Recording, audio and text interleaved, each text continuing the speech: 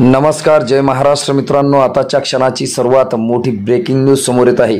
दिल्ली शहरांनी फडणवीसांसह भाजप नेत्यांना झापलं। काय आहे सविस्तर अपडेट जाणून घेऊया। लोकसभा निवडणुकीत राज्यात महायुतीची मोठी पिछेहाट झाली। एकनाथ शिंदेंच्या शिवसेनेला 7 जागा मिळाल्या, पण भाजपाची अवस्था अतिशय दयनीय झाली। मागील निवडणुकीत 23 जागा जिंकणारा भाजप यंदा फक्त 9 जागांवर थांबला। राज्यात ना मोदींना करिश्मा चालला, ना देवेंद्र फडणवीसांचं मायक्रो प्लॅनिंग। आता या पराभवाची कारणं शोधली जात आहेत। महाराष्ट्रातील नेत्यांचे कान दिल्ली शहरांनी टोचले आहेत। विरोधकांनी तयार केलेल्या नरेटिव्ह खोडून काढण्यास महायुतीचे नेते कमी पडले।